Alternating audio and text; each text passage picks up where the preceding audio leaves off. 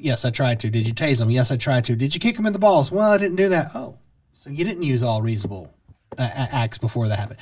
Anyway, you know how attorneys can be. I mean, anybody who watches any kind of TV kind of knows that they'll find loopholes in everything. So basically, we have good police officers here in Norwich. I mean, shout out to a couple of my friends, and I can't even, Nick Rankin is one of them, Reichard, another one. Shout out Officer McDonald. Yeah, baby, McDonald, what's up? Yep. So there's several police officers that I know in town, and granted, we're not fishing buddies or anything like that, but I respect you guys. I got your back, and I'm gonna push for, we got to get back to supporting our police officers and getting tough on crime, and that's one aspect of why our crime rate is just coming up. It's really. I think we need to hear that, because you just kind of made sense of like why we feel like the sirens take 10 minutes to go off. Sure. See, but you know what? Like I had said, and it's very important to emphasize that there's a lot of good things in the law too. The law is not total bullshit. It's not. There's just a couple of things in there that's just like, come on, man. We have to do better, because although we have to hold our police accountable if they're going to be violating human rights of the people out there, right? They have to be held accountable, and all that kind of stuff. But we also need to give them the tools that they need to do their job, because crime exists, and they need to be able to go out there and do their jobs and stop the crime. And preferably, even when we talk about community centers and programs such as Night Flight Basketball, those are things that kind of help prevent crime before it gets to a police matter. But that's another thing. So there's several good things, like with the new rules on the body cameras, like they must be on all the time. There's no turning on, turning off, because that way you see the entire interaction that happens between the public and the police officer. And then there's the I forget what you call them, but like a resource person. Staff. I think it's a resource person. That's going to respond to certain calls with the police officer rather than just a police officer. And I believe that those are coming out very effectively. And the other part is like, what is that? What happened with Brenton Chambers. Brenton Chambers, he had within the last year he had died in police custody right here in Norwich, and there is I apologize, I'm having a hard time remembering what they call it, but basically it is an outside group of community members who are part of this investigation. So it's not like another group of police officers investigating a police officer matter, right? So you actually get community members who are doing this, and based on that, it is out now that it was determined that it was a drug overdose, and it wasn't because of police brutality or anything like that, which is fantastic, because we have this extra layer because of the police accountability law that is there to protect our citizens and protect our police from false accusations and stuff like that. So like I said, there's really great things in there. Just needs to be amended. Wow, that's what's up. So take 5 minutes and just explain, this is your campaign shot, because honestly, this is probably the realest we've ever gotten with a politician here in the town, and it's what we need. Thank you. You hit your 3 key points, on mental health, especially with the community center. I mean, we got all these dang green open areas, but we got roundabouts. Right. So I totally understand. I understand everything. We started on the roundabouts, man. Yeah, what, 8 years is supposed to take to do all this? Yeah, something like that. But that is on a state level, and they've already decided that they're going to do it. I don't know if I'm going to have an opportunity to stop it. Yeah. But I honestly like the idea of roundabouts along Route 82. I don't think we need 6 of them. And my biggest issue is that there's 2 businesses that they're going to shut down and 3 buildings that are going to be torn down. Now, they did say that they would buy them out, but if they don't want to be bought out, then they don't get bought out. This is America. If I can make an agreement with the state and they're going to buy my business from me, and I go on and I agree and I like it, cool, we're done. But if I'm like, no, because I'm going to pass this on to my daughter, my grandkids, and all that, then the state has said that they'll take it.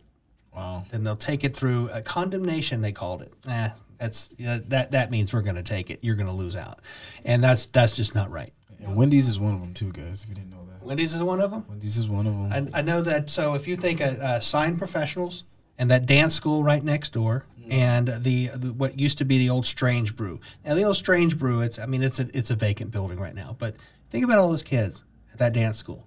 So now, not only do we not have a community center, we're gonna take away a dance school from our little girls, our little boys. We could do it 360. That's not freaking cool, man. Wow. That's where I draw the line. But anyway, they want to give kids the opportunity to talk about their sexuality, but not give them a chance to be something. Right.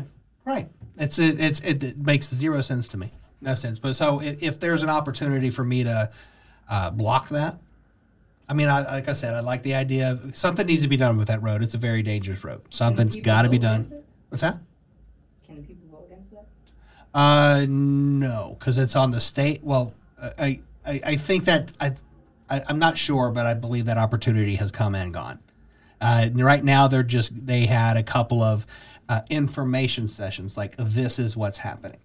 And they did say that the final decisions have not been made, but usually when the government tells you that, that means it's already done. Wow.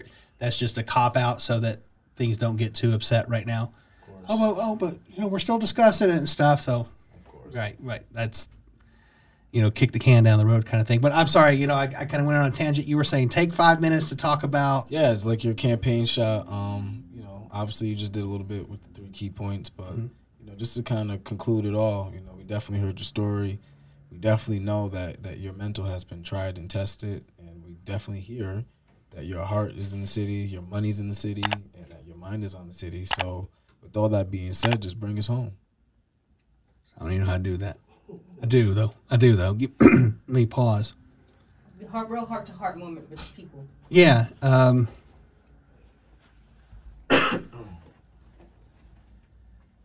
So, all right. So this Norwich is where I'm raising my daughter, and I've just been seeing a lot of really crazy things in our schools. Our schools are lacking, especially our middle schools. NFA is a great school, but it's not even a Norwich public school. It's private. It's right. Right. It's a private public school. Right. I said that my whole high school career. Our taxes are out of control. We're using federal money to supplement. We don't have a community center. We don't have a swimming pool. And, everything in southeastern Connecticut is just regularly forgotten in Hartford. When they start putting out money, they regularly put it out on the west side of the state and just leave Norwich out of it. We're called the Rose City, but we need to make that rose bloom again. It's just there's just so many things that just keep going away with no replacement. And my heart is here. I love this city. I'm not from here, but I tell you, this is my home now. And raising my kid there, my kid, especially even after that very tragic 6.5 year moment, it's just like I got to focus on her future so that she has somewhere to raise her kids. I'm the right guy for the job because I'm not in this to gain power, be in power. I want to empower. And I'm just shooting from the hip here, man. It's just, I'm tired of complaining. I'm tired of people around me being poor and having less opportunities. And we need to bring these opportunities and jobs and economy here to Norwich that we can all benefit from. And I'm the right guy to do that.